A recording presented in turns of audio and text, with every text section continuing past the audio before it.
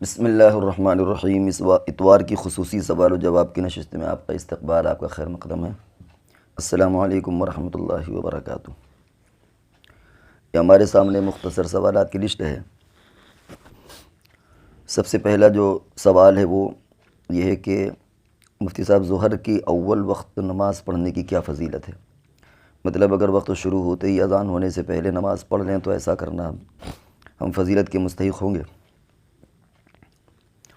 یہ معلوم نہیں کہ آپ مرد ہیں یا عورت ہیں۔ مردوں کے لیے الگ حکم ہے اور عورتوں کے لیے تھوڑا سا مختلف حکم ہے۔ ہمارے ہاں خاص طور سے ظہر کی نماز میں ابراد ہے، ابردو بالظہر، ٹھنڈا کر کے پڑھیے۔ تو بعض نمازوں میں اول وقت ہے اور بعض میں یہ ہے کہ ٹھنڈا کر کے پڑھیے۔ عصر کی نماز تاخیر کر کے پڑھیے۔ اس کی کچھ مصلحتیں اور وجوہات ہیں جو یہاں پر اس کا موقع نہیں ہے۔ اور بعض ائمہ کے ہاں ہر نماز اول وقت میں، ہمارے ہاں کچھ مصلحتیں ہوتی ہیں، جیسے فجر ہے تھوڑا تاخیر کر کے پڑھیں تاکہ جماعت میں زیادہ لوگ ہو جائیں۔ عصر کو مؤخر کر کے پڑھو تاکہ عصر بعد نفلیں منع ہوتی ہیں، کم سے کم زیادہ سے زیادہ وقت میں آپ نفل پڑھ سکیں۔ اور ظہر کو ٹھنڈا کر کے پڑھو تاکہ آنے جانے میں دھوپ کی شدت سے بچاؤ ہو۔ آپ نے فرمایا کہ یہ جہنم کی گرمی من فیح جہنم، جہنم کی جوش، جہنم کے پھیلاؤ سے ہوتی ہے گرمی۔ تو مردوں کے لیے تو بہرحال مسجد میں نماز پڑھنا ہے، اذان کے بعد مسجد میں آ کر کے پڑھیں۔ کوئی ایمرجنسی ہو تو بات الگ ہے، گھر میں پڑھنے، ورنہ ان کو مسجد میں آنا ہے، جب اذان ہو اس کے بعد وہ مسجد میں آ کر کے پڑھیں۔ البتہ اگر کوئی خاتون ہے تو ان کے لیے دونوں ہی طرح کی باتیں ہیں۔ ایک تو یہ ہے کہ ابراج جب حضور نے فرمایا تو اس میں مرد بھی شامل ہے، عورتیں بھی شامل ہیں، لہذا وہ بھی گرمیوں میں خاص طور سے تاخیر کر کے پڑھیں۔ اور ایک رائے یہ ہے کہ چونکہ ان کو باہر نکلنا اور ایسی کوئی زحمت نہیں ہوتی، گھر کے اندر رہتی ہیں، لہذا وہ وقت شروع ہوتے ہی پڑھ لیں۔ تو ایسے میں انہیں اذان کی بھی انتظار کی ضرورت نہیں ہے۔ اگر 12:15 بجے زوال ہوتا ہے اور 2:30 بجے نماز ہوتی ہے گرمیوں میں عام طور سے، تو انہیں انتظار کی ضرورت نہیں ہے، وہ اپنا گھر میں وقت ہو نماز پڑھ لیں۔ محمد ارقم رریہ ہے، پوچھنا سفر میں رات کے راستے میں گڑیا نظر آئی، اس نے آپ صلی اللہ علیہ وسلم کو آواز دی، جبریل نے، حضرت جبریل نے فرمایا کہ اسے توجہ نہ کیجیے۔ پھر آگے بڑھے، ایک آدمی ملا، اس نے بھی آواز دی، آپ نے کہا ادھر متوجہ نہ ہوئیے۔ پھر اور آگے بڑھے، 3 لوگ نظر آئے، حضور نے فرمایا ان کے سلام کا جواب دیجیے۔ پھر فرمایا کہ بوڑھی عورت جو سر راہ کھڑی ملی وہ دنیا تھی، اور جو بوڑھی کے روپ میں اختیار کیے ہوئے تھی، اور جو آدمی ملا تھا اور دنیا کی عمر میں اتنی باقی جتنی اس بڑھیا کی، عام طور سے ایک بڑھاپے میں جو عمر کا تصور ہوتا ہے۔ اور جو کھڑا شخص تھا وہ شیطان تھا، اور جو اور 3 لوگ تھے وہ حضرت موسیٰ علیہ السلام، حضرت ابراہیم علیہ السلام اور حضرت عیسیٰ علیہ السلام تھے۔ اس میں ابن جریر بیہقی کا واقعہ، کیا یہ واقعہ حدیث شریف میں کہیں موجود ہے؟ ہم نے بیہقی نہیں دیکھی، ابن جریر بیہقی کس کتاب میں، ہمارے علم میں اس تفصیل کے ساتھ یہ واقعہ نہیں ہے۔ البتہ بوڑھی عورت کی دنیا سے تشبیہ، اس کا ذکر تو حدیث میں ملتا ہے، لیکن پوری تفصیل کے ساتھ میرے علم میں نہیں، ہو بھی سکتا ہے نہیں بھی ہو سکتا، ہمارے علم میں یہ واقعہ نہیں ہے۔ اگلا سوال ہے کہ حضرت عمر رضی اللہ تعالیٰ عنہ جس گلی سے گزرتے تھے، حضرت عمر کو دیکھ کر شیطان ڈر سے بھاگ جاتا تھا، کیا یہ بات؟ ہاں، یہ بات ثابت ہے۔ حضور علیہ السلام نے فرمایا کہ جس راستے سے عمر گزرتے ہیں رضی اللہ عنہ، شیطان ادھر سے اپنا راستہ بدل دیتا ہے۔ تو ٹھیک ہے، آپ اسے بھاگنا کہہ رہے ہیں یا راستہ بدلنا کہہ رہے ہیں، تعبیر کا فرق ہے، لیکن یہ روایتوں سے ثابت ہے۔ اب یہ کیوں بھاگتا ہے کیوں نہیں، چونکہ سوال کا مختصر سوالات میں اس کی گنجائش نہیں ہے۔ ورنہ کوئی یہ کہہ سکتا ہے کہ حضور علیہ السلام سے بھی بھاگتا تھا کہ نہیں، اگر حضور سے نہیں بھاگتا تھا تو پھر حضرت عمر سے بھاگتا تھا، تو کیا نعوذ باللہ حضرت عمر حضور سے بھی بڑھ گئے کہ حضور کہیں سے گزر رہے ہیں تو شیطان نہیں بھاگ رہا ہے، لیکن حضرت عمر گزر رہے ہیں تو شیطان بھاگ رہا۔ لیکن ایک علمی مسئلہ ہے، اور یہاں چونکہ سوال لمبا ہو جائے گا اس لیے اس کی ضرورت یہاں پر نہیں ہے۔ اسی طرح ایک اور سوال یامین صاحب انہوں نے پوچھا ہے کہ کیا آرٹیفیشیل انٹیلیجنس کیریکٹر آرٹ بنانا جائز ہے؟ یعنی ہم نے پہلی مرتبہ یہ لفظ سنا ہے، میرے علم میں نہیں ہے یہ کیا ہے، ہو سکتا ہے کوئی نئی چیز ہو یہ۔ تو آرٹیفیشیل انٹیلیجنٹ اور انگریزی میں لکھا ہے کیریکٹر آرٹ، اس کی مزید تشریح کریں، ہم اس لفظ کو پہلی مرتبہ سنا، ہمیں نہیں معلوم کہ یہ کیا چیز ہوتی ہے۔ اور چونکہ سوالات کل ہی رات میں ملے ہم کو، تو اس لیے تحقیق بھی نہیں کر سکے، اور آپ حضرات سے بھی گزارش ہے کہ سوالات اور ذرا جلدی بھیج دیا کریے، کوشش یہ کریں کہ بدھ تک سوالات بھیج دیں، تاکہ اگر ہم کو یہ سوالات جمعرات کو مل جائیں تو سوالات کی اسٹڈی کرنے میں اور جواب میں زیادہ آسانی ہوتی ہے۔ اور اگر سنیچر کی رات میں یا اتوار کی صبح سوالات ملے تو پھر فوراً اس کی تحقیق کرنا اور پھر اسٹڈی کرنا ذرا مشکل کام ہوتا ہے۔ تو آپ لوگ بھی سوالات بدھ تک بھیج دیا کریں، اگر بدھ تک کوئی نہیں بھیج سکا تو پھر اس کو نیکسٹ ویک، اگلے ہفتے اس سے بھیجیں، اتوار کے بدن سمار کو بھیجیں، پھر یہ جمعرات جمعے کو مت بھیجیں. اگر اس طرح بنا لیں نظام تو انشاءاللہ ہمارے لیے بہتری ہوگی. بہرحال یہ لفظ انٹیلیجنس، یہ آرٹیفیشیل، یہ ہمارے سمجھ میں نہیں آیا کیا ہے. ایک اور نام ہمارے سامنے ہے ماجد فیصل اٹاوا. یہ پوچھتے ہیں کہ اردے کے زید نے ارقم سے ایک دکان کرائے پر لی جس کا کرایہ ارقم نے 10,000 ماہانہ بتایا اور پگڑی کے نام سے 10 لاکھ روپے لیے. کچھ مدت کے بعد ارقم نے جب خالی کرانے کو کہا تو 12,000 مانگے. مسئلہ ہے کہ ارقم جو پگڑی کی رقم تھی وہ اس کو کیا کرے، استعمال کر سکتا ہے کہ نہیں، اور دوسرے کہ بڑھا کر لینا کیسا ہے، اور اس کا کہنا ہے کہ اتنے دن تک آپ پیسے رکھے رہیں گے، اور ایگریمنٹ جو ہوا تھا وہ اتنے کا ہی ہوا تھا. پگڑی لینا کیسا ہے، کئی سوالات اس میں ہیں. اگر آپ جدید مسائل میں سرچ کریں پگڑی کے تعلق سے تو انشاءاللہ اس میں ہم لوگوں کی ویڈیوز مل جائیں گی. اس میں کامنٹ باکس میں یہ لکھ کر ڈال دیں کہ ہمیں یہ اس طرح کی ویڈیو مطلوب ہے تو آپ کو مزید تفصیل مل جائے گی. باقی یہاں اختصاراً اتنا عرض ہے کہ یہ جو زید بڑھا کر دینا کیسا ہے، یہ بڑھا کر اصل میں عام طور سے ایگریمنٹ میں طے ہو جاتا ہے کہ 10 لاکھ ہے تو واپسی میں 10 ہی لاکھ ملے گا. اب اگر آدمی بلیک میل کرے کہ نہیں صاحب 10 کی جگہ ہم 12 لاکھ لیں گے تو یہ صحیح نہیں ہے، جائز نہیں ہے. اور ایک شکل اس میں ہوتی ہے کہ معاہدے میں یہ طے ہوا کہ ہم خالی نہیں کرائیں گے، اور ہم نے آپ کو یہ قبضہ ایسا بیچا کہ آپ جس کو چاہے اس قبضے کو بیچتے ہیں، مالک ہم ہیں لیکن قبضہ ہم نے آپ کو بیچ دیا، اس کے عوض میں اس نے پیسے لیا ہے. یہاں پر اگر مکان والا مکان مالک یا دکان مالک خالی کرانے کو کہتا ہے تو یہاں وہ پیسے زیادہ لے سکتا ہے. کیوں زیادہ لے سکتا ہے؟ اس لیے نہیں کہ وہ 10 لاکھ دیا تھا 12 لے رہا، اس لیے زیادہ لے سکتا ہے کہ وعدہ یہ ہوا تھا کہ ہم خالی نہیں کرائیں گے، بیچ چکے ہیں ہم اپنا قبضہ، اس کو اپنا اختیار ختم کر چکے ہیں.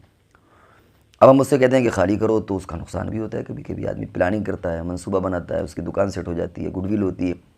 اب آپ نے اس کو ہٹایا تو وہ کہہ سکتا ہے کہ بھئی آپ سے وعدہ تو ہوا تھا کہ ہم خالی نہیں کرائیں گے، قبضہ بیچ چکے تھے ہم کو، اگر آپ کو خالی کرانا ہے تو ہم کو اتنے پیسے ایکسٹرا دینا پڑیں گے، تو وہ جواز کی شکل آ جاتی ہے. باقی شروع میں جو یہ بات ہے کہ پگڑی لینا تو کلیئر ہو گئی بات کہ زیادہ لینا صحیح نہیں ہے، اور اگر معاہدے کی خلاف ورزی ہو رہی ہے، قبضے کی کوئی جو معاہدہ ایگریمنٹ اس کے خلاف ورزی ہو رہی ہے تو بعض شکلوں میں زیادہ لے سکتے ہیں جو ہم نے بھی قبضے والی شکل بتائی. اور رہا یہ مسئلہ کہ پگڑی لینا کیسا ہے، عموماً یہ فقہا ہمارے لکھتے ہیں کہ پگڑی لینا صحیح نہیں ہے، اور ہاں سیکورٹی کے طور پر تھوڑے پیسے رکھ سکتا ہے کہ مکان کی ٹوٹ پھوٹ ہو کہ تاکہ جب چھوڑ کر کے جائے تو ہم دیکھیں ہمارے مکان میں کوئی کمی تو نہیں ہوئی، تو اس عوض میں تھوڑا سا لے سکتا ہے. لیکن پگڑی زیادہ لے کے کرایہ کم اور اس طرح کی شکلیں ابھی تک علماء نے لکھا ہے کہ جائز نہیں ہے. اور ایک شکل اس میں اور لکھی ہے پگڑی کا استعمال صحیح ہے، درست ہے، کیونکہ نہ استعمال کرنا یہ بیوقوفی اور حماقت ہے. 10 لاکھ روپے اگر اس کے پاس رکھے ہوئے ہیں تو وہ رکھے ان کی ویلیو ڈاؤن ہو رہی ہے، تو اس لیے بہرحال وہ سمجھداری ہی ہے کہ ان کو استعمال میں لگا لے. امانت ہے یا کیا ہے وہ بات کا مرحلہ ہے، لیکن انسانی فطرت اور جو اکنومک کے جو مسائل ہیں اور جو سمجھداری ہے وہ یہی ہے کہ اس رقم سے وہ کچھ نہ کچھ کریں. خالی رکھے ان کی ویلیو ڈاؤن ہوگی، کیا فائدہ؟ 10 لاکھ روپے ہیں، 2 سال کے بعد وہ 8 ہی لاکھ بچیں گے، ان کی ویلیو ڈاؤن ہو جائے گی. اس لیے کم سے کم کچھ اس میں کریں. ڈی ایم، اگر مفتی صاحب یہ ڈی ایم کیا کچھ مخفف ہوگا شارٹ، مفتی صاحب ڈیفرنٹ دیں، مفتی فتویٰ ڈیفرنٹ دے تو فتویٰ کس مفتی کا مانے، اور فتویٰ منگانے والا تو گنہگار نہیں ہوگا؟ بالکل گنہگار ہوگا، وہ ہر جگہ سے کیوں منگا رہا ہے؟ پہلے ایک جگہ پر بھروسہ کر لے وہ، اور پھر جہاں اس کو بھروسہ وہاں مان لے. ہاں اگر علمی اعتبار سے اسے کوئی شبہ ہے تو دوسری جگہ پوچھ سکتا ہے، لیکن اپنے مطلب کے لیے پوچھنا، ایک جگہ لیا تھا یہ ہوا کہ یار یہاں مطلب پورا نہیں ہوا، شاید دوسری جگہ سے ہمارا مقصد پورا ہو جائے، یہ غلط طریقہ ہے، یہ خواہش نفس کا معاملہ ہے. تو اس لیے ہر جگہ ایک جگہ بھروسہ کریے اور پھر آپ اس پر اطمینان کے ساتھ جم جائیے. ہاں اگر علمی اعتبار سے کوئی کمی ہے اور آپ کو محسوس ہو سکتا ہے کہ فتوے میں کوئی لوچ ہے، کوئی جھول ہے، کچھ مسٹیک ہو گئی تو آپ دوسری جگہ شوق سے پوچھیے، لیکن اس لیے کہ ہمارا الو سیدھا ہو جائے، ہمارا مقصد پورا ہو جائے، یہ درست نہیں ہے. تو ڈیفرنٹ جگہ سے فتوے کے جو لوگوں نے شوق پال لیا یہ بھی درست نہیں. اب یہ کہ اگر فتویٰ مختلف آ گیا ہے تو کیا کریں؟ تو ظاہر بات ہے کہ ان دونوں فتووں کو کسی اور بڑے مفتی کے سامنے پیش کر دیجیے، کسی اور بڑے ادارے کے پاس، وہ دونوں میں کلیئر کر دیں گے کہ بھائی یہاں پر عمل کرنا، یعنی اپنے علاقے کا کوئی مفتی ہو یا کسی اور بڑے ادارے میں آپ پوچھ کر کے اس میں کلیئر کروا لیں کہ ان دونوں فتووں میں ہم کس پر عمل کریں، کس پر عمل نہیں کریں. خالد حسین یہ کہتے ہیں عورتوں سے نکاح جائز ہے، نکاح کا طریقہ عام مسلمانوں سے یعنی اہل کتاب کی عورتوں سے نکاح جائز ہے، نکاح کا طریقہ عام مسلمان کے نکاح کی طرح یا مختلف؟ یہ ذہن میں رہے کہ جو اہل کتاب سے نکاح جائز ہے، اول تو یہ کہ وہ اہل کتاب وہ ہوں جو خدا پر اور رسولوں پر اور سب چیزوں پر ایمان لاتے ہوں، خالی نام کے اہل کتاب نہ ہوں کہ نام کے وہ ناستک دہریہ ہوں اور خالی عیسائی یا یہودی نام ہے۔ ہاں جو اوریجنل ہیں اور اصلی کتابی اور غیر کتاب جو اصلی نہیں ہوتے، ان میں صرف فرق ہوتا ہے کہ جو اوریجنل اہل کتاب ہوتے ہیں حقیقتاً ان کے عقیدے سب کچھ وہی ہوتے ہیں جو مسلمانوں کے ہوتے ہیں، سوائے اس کے کہ وہ حضور علیہ الصلوۃ والسلام کو نبی نہیں مانتے یا آخری نبی نہیں مانتے۔ باقی جنت، جہنم، میدان محشر، خدا، تقدیر، سب پر وہ عقیدہ سیم ہوتا ہے، صرف ایک چیز میں اختلاف ہوتا ہے، سمجھ رہے ہیں؟ تو اگر ایسا کوئی عیسائی اور یہودی تو اس سے مسلمان مرد کا نکاح ایسی عورتوں سے ہو سکتا ہے، یہ مطلب نہیں جیسے چاہے ہو۔ اب جب نکاح ہوگا تو وہ اسلامی طریقے پر ہوگا، وہاں جا کے گردوارے میں نہیں، ان کے اس میں چرچ میں نہیں ہوگا، سمجھ رہے ہیں؟ بلکہ اسلامی طریقے سے جو ان کا جو طریقہ ہے وہ نہیں ہوگا۔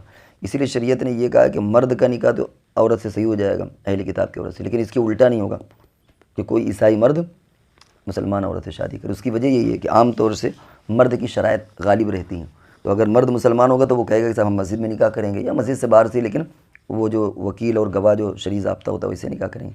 لیکن اگر مرد عیسائی ہے، عورت مسلمان ہے، تو وہ کہتا ہے بھائی ہم جا کے چرچ میں نکاح کریں گے۔ تو یہ ذہن میں رہے کہ نکاح تو جائز ہے، لیکن مسجد میں گواہوں کے ساتھ جو اسلامی طریقہ اس اعتبار سے نکاح کریں گے۔ اگر اس شرط پر وہ اہل کتاب عورت تیار ہے تو ٹھیک ہے، وہ بھی اوریجنل اہل کتاب ہو، اور دوسرے کی شرط کے ساتھ نکاح ہوگا، باقی ان کے طریقے پر نکاح صحیح نہیں ہوگا۔ فیضان انظار یہ پوچھتے ہیں کہ امید ہے کہ خیریت سے ہوں گے۔ میرا سوال یہ ہے کہ آج کل شادیوں میں نے دیکھا کہ لڑکی کی رخصتی سے پہلے سلامی کرائی ہوتی ہے، اس رسم کی شریعت بس رسم تو رسم ہی ہے، اس کی شریعت میں کوئی حیثیت نہیں ہے، بے پردگی بھی ہوتی ہے، خرافات بھی ہوتی ہیں۔ اس رسم میں لڑکے کو سونے کے رنگ پہنائی جاتی ہے، جبکہ سونا مردوں پر حرام، پہننا حرام ہے۔ اگر لے لے وہ تو اس کے لیے کوئی حرج نہیں ہے، سونا ہے لے لے، اپنی بیوی کو دے دے، کچھ صدقہ کر دے کچھ اور، لیکن پہننا حرام ہے۔ اسی کو آگے بھی پوچھا کہ لڑکے اس رنگ کو ہاتھ میں نہ پہن کر صرف اپنے آپ تحفے کے طور پر ہاتھ میں پکڑ سکتے ہیں، جیب میں لے سکتے ہیں، پہننا منع ہے۔ اور اس روم میں لڑکی کے گھر والے لڑکوں کو تحفے میں موٹر سائیکل کی چابی دیتے ہیں اور کہتے ہیں کہ یہ تو داماد کے لیے۔ یہ سب چیزیں وہی جو آج کل چل رہی ہیں کہ حقیقتاً یہ جہیز ہی کی ہلکی پھلکی شکل ہوتی ہے، اور وقت الگ الگ ہوتا ہے، کچھ چیزیں پہلی دی جاتی ہیں، کچھ وقت میں، کچھ بعد میں۔ اب ظاہر ہے کہ کوئی موٹر سائیکل دیتا ہے، کوئی 4 پہیہ دیتا ہے، تو اتنی چیزیں اب ہدیہ تھوڑی دیتا ہے، اصلاً تو وہ جہیز ہی کا حصہ ہوتا ہے۔ اسی لیے اگر کبھی اختلافات پیدا ہو جاتے ہیں، جھگڑے پیدا ہو جاتے ہیں، تو بعد میں آدمی کہتا ہے بھائی ہم نے موٹر سائیکل یا کار دی تھی وہ بھی واپس دی جائے۔ وہاں یہ کوئی نہیں کہتا کہ صاحب وہ تو ہدیہ ہے اور ہدیہ کا واپسی کیا ہے، بلکہ وہ جہیز کا ایک حصہ ہوتا ہے۔ چھوٹی موٹی چیزیں، پین ہے، رومال ہے، یہ چیزیں ہدیہ ہو جاتی ہیں، لیکن جو بڑی چیزیں ہوتی ہیں وہ جہیز ہی کا حصہ سمجھی جائیں گی، اگرچہ اس کو دینے میں آگے پیچھے کا معاملہ ہو جائے۔ اسی طریقے سے تو یہ تحفہ ہوگا یا انڈائریکٹلی جہیزی تھوڑا سا اسے لیٹ دے دیا گیا ہے۔ تو ناظرین اکرام، سوالات کے جواب پورے ہو گئے۔ اب اگلی نشست تک کے لیے ہم آپ سے رخصت ہوتے ہیں، جب تک کے لیے ہمیں اجازت دیجیے۔ والسلام علیکم ورحمۃ اللہ وبرکاتہ۔